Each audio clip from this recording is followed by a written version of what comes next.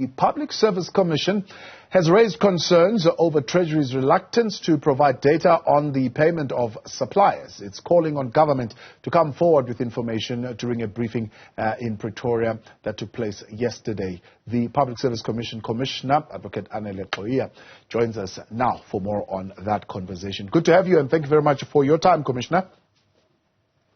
Thank you very much, Thabo, and good evening to the viewers of Newzroom Afrika.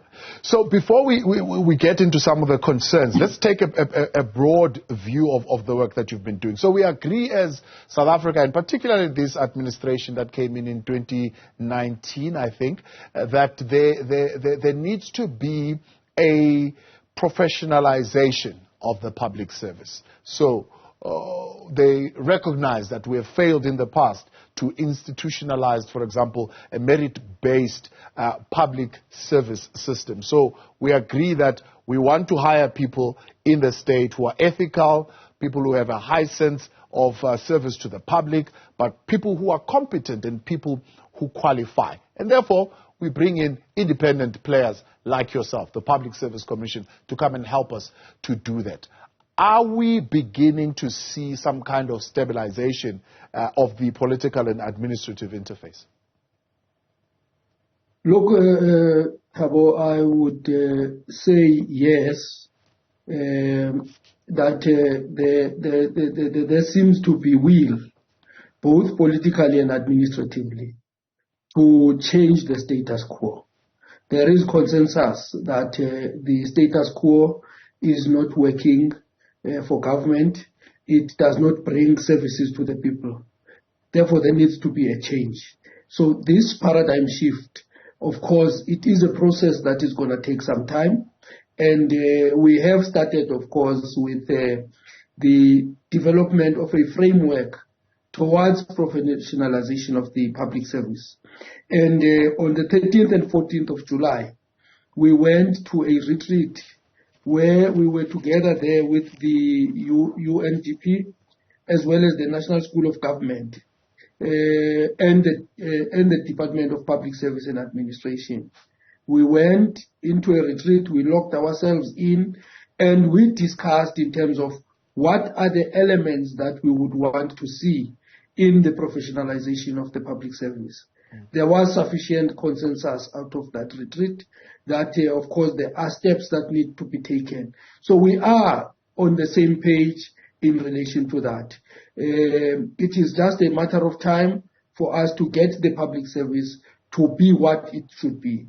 We all acknowledge that the current public service is not what we expected. Yeah. In the meantime, of course, you are continuing with your work to promote value-based governance in public administration, to promote professional ethics in public service.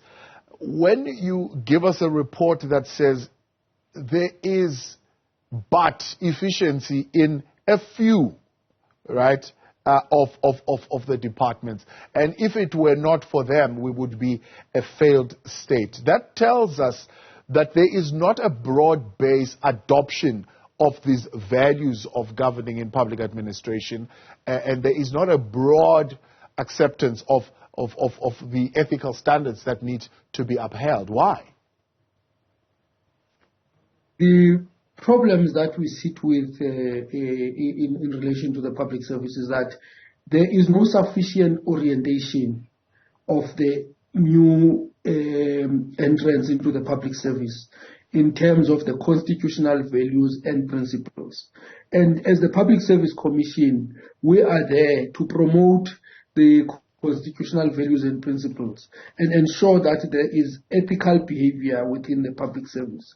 So until such time that we've got a clear joint program with the departments where we orientate the newcomers into the public service, whilst we also remind those that have been in the public service for quite some time of their duties and obligations, we will get to see the change in relation to that.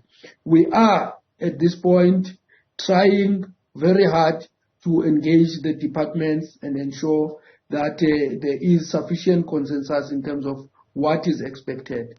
But the biggest elephant in the room is that we have a number of people who came into the public service by default, so to say, where people look for jobs everywhere else and they find the public service as just as a compromise position. So those people are not assisting in the public service. And those are the people that we need to take by the hand and make sure that we bring them on board and they understand their duties and responsibilities. Well, the high levels of corruption as well in some areas are discouraging to some of the employees. Hence, we also spoke about ethical dilemmas that some of the public servants face when they get into the public service, where people have to choose between their own principles and what they see happening in the public service. Half the time, some of those employees, they end up being forced to do wrong things because they are threatened about their jobs. They see their superiors doing the wrong things. They see their colleagues doing the wrong things with no consequences. So we also want a situation where there will be sufficient consequence management to ensure that employees account for their deeds. 184 registered grievances, including the 114 that have been carried over. What's the key issue around these grievances that you are seeing as a common thread? The grievances in the public service, they vary. Some of the grievances would be the grievances about abuse of power in the workplace, where employees find out that, for example, there are issues of PMDS that many employees would find we will find those employees not happy with the results that they are getting, and they would be claiming that they are being victimized by their supervisors because they did not carry out some of their unlawful instructions. So we would investigate such matters. There are also instances where employees would be complaining about salaries, that there are wrong deductions on their salaries, or they've been employed on wrong salary notches, whilst their colleagues who do the same jobs at higher levels. So those are issues of salary disparities and also the issues of inconsistencies in the application of discipline. So there's a whole range of grievances that get registered with the Public Service Commission, and we investigate such. Yeah. How would you explain that? I mean, how do you curb such an issue? Because one of the things that is, I'm sure you know, in the framework that would need to be discussed is that how to make government an employer of choice so that you are able not only to attract ethical people, but you're able to attract competent, qualified people who will come in, who know what they are doing, who are going to come in with an orientation of serving people. Now, if you have people who are already complaining, for example, about the benefits that they are getting, financial benefits or non-financial benefits, are not aligned to, I suppose, the profession that they are doing. Somebody sitting from the outside who's a professional wanting to go in certainly will not be attracted to that kind of environment. Yeah, no, but the principle of fairness in the workplace is that employees should be paid equal pay for the work of equal value. So you can't have two clerks paid at different salary levels when they do exactly the same way, the same work, their job descriptions are the same. So in such instances, people are bound to complain that, but I'm doing the same amount of work with the employee Y, but the salaries are not the same. So it's not always the case of people complaining that I'm earning little, but it's always the case of people comparing themselves with those who are doing the same amount of work with them, but who are paid at higher salary levels. So those are the challenges that are there. We need to address those disparities so that we ensure that, as you are saying, the public sector is the employer of choice, but for us to be able to do that, we must make sure that employees are treated equally and there is also fair distribution of labor. Yeah. To the Public Service Commission, what constitutes a defaulter? Because I see in your statement yesterday saying the biggest defaulters, for example, are the Department of Health, the Department of Tourism, and Public Works. So what is their area of default? We're talking about the payment of service providers. Those are the departments that always owe the biggest amount of money. Their service providers don't get paid on time. Remember, the president proclaimed that the service providers in the public service should be paid within 30 days. Yeah. And people misinterpret that thing as saying people must be paid after 30 days or on the 30th day.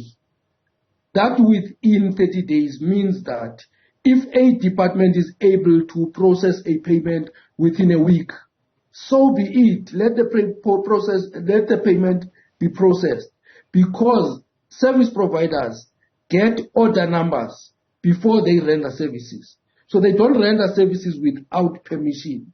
So when they are given permission or when they are appointed to do the work, they need to be paid for the work that they have done. So if they are not paid for the work that they have done, then it is the miscarriage of justice. And it has led to many small businesses running bankrupt. Some of them ended up closing up. There are young people who ended up killing themselves because they were frustrated by the lack of payments whilst they owed.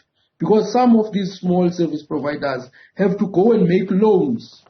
They borrow monies in order to be able to input and deliver services.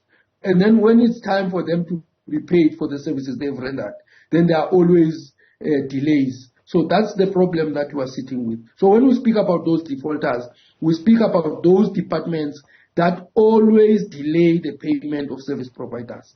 And because now Treasury is not giving us the information, we rely on those service providers to come to the Public Service Commission.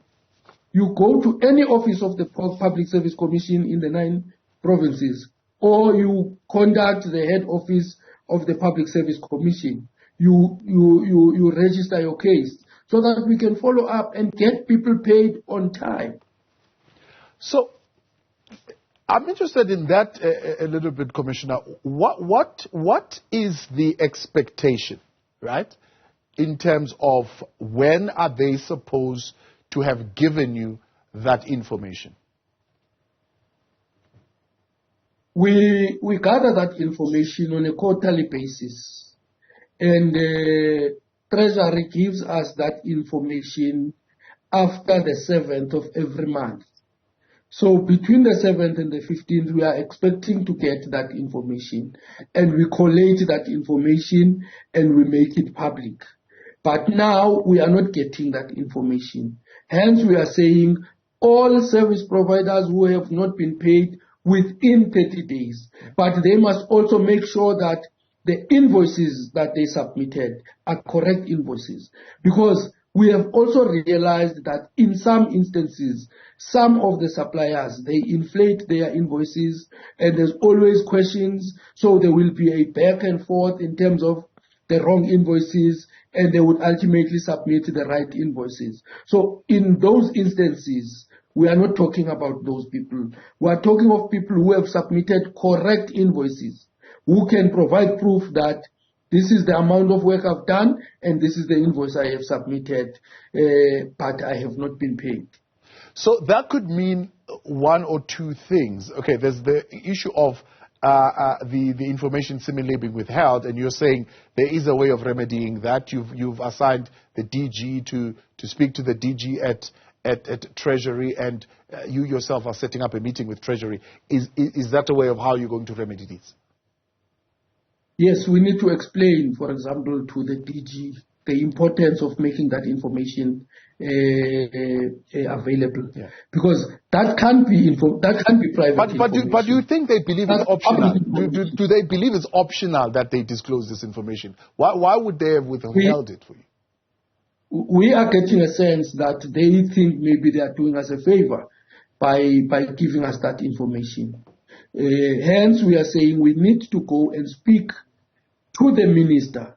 The chairperson of the commission has a meeting set up with the minister to explain exactly the same thing and the reasons why, as the commission, we insist on getting that information, because it is important for us to be able to know if our department, as part of our oversight information, in fact, because we have a responsibility to oversee the delivery of services. So if service providers are not paid, in some instances, some of the service providers, they end up withholding their services because they have not been paid. And who suffers the most? It is the recipients of the services, who are the members of the public. And then the departments themselves that are paying late, is this a failure in the supply chain management process? Because those are some of the key areas of focus in the professionalization of the public service, the public finance management focus, which would include the proper management of the supply chain process.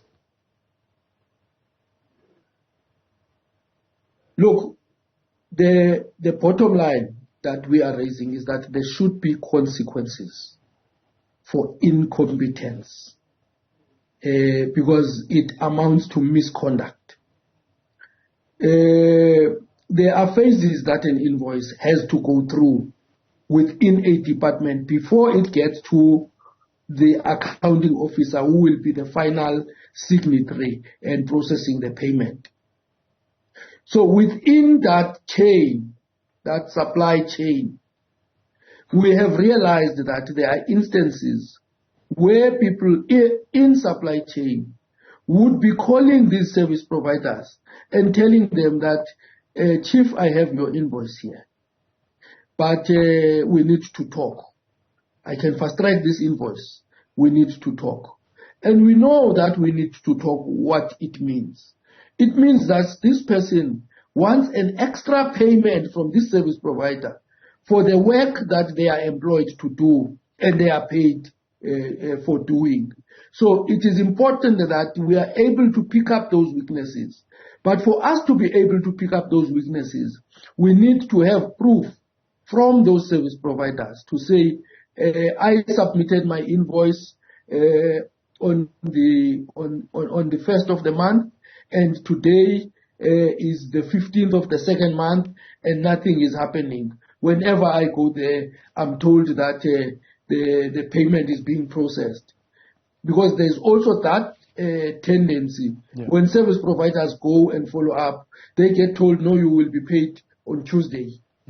Come Tuesday, they go back and make a follow-up. No, we missed your payment, but it will be on Thursday. And then they keep on making that up and down to the departments. And by that, they are buying time, and we don't get those reports.